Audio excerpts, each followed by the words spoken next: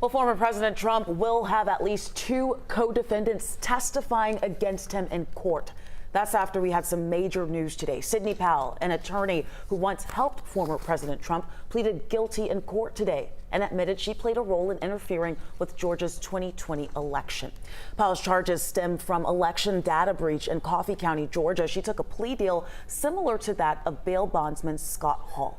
11 Alive's Joe Ripley is live tonight at the Fulton County Courthouse. Joe, you've been on this all day. Powell's guilty plea comes just a day before jury questioning was set to start in her case.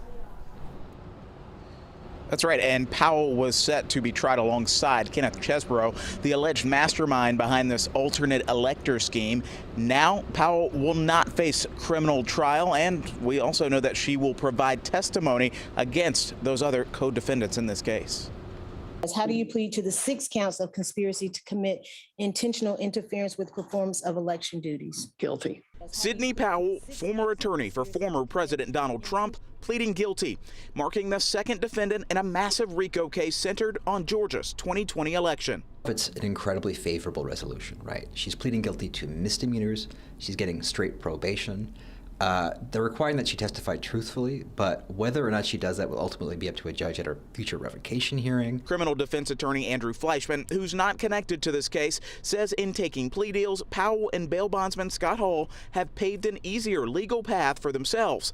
Powell pleaded guilty to 6 misdemeanor charges related to election interference in Coffee County, Georgia. She now faces 6 years probation and must pay nearly $9,000 to the state, including $2,700 to pay for court fees.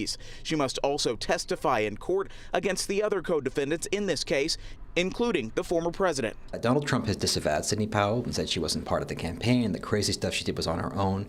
If she has documents or testimony to suggest that she was acting at the behest of the campaign or in coordination with the campaign, well, that draws them in deeper into that RICO conspiracy and to those computer fraud counts. At the same time, Fleischman says Powell could be unpredictable on the stand and could potentially help the case for other defendants if her testimony does not line up with other witnesses. Ultimately, this is a case about Donald Trump, and that's who they're trying to get.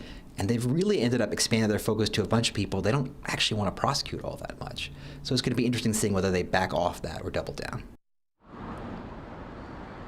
And all new at 5, we are hearing from Steve Sadow, the lead counsel for former President Trump in this Georgia 2020 election RICO trial. He told us when we asked about Sidney Powell's guilty plea, quote, "Assuming truthful testimony in the Fulton County case, it will be favorable to my overall defense strategy." Joe, thank you so much for bringing us this major update. You can stay with 11 Alive News for the latest updates on this investigation as it heads to trial. We have a special section right now on 11alive.com with everything you need to know.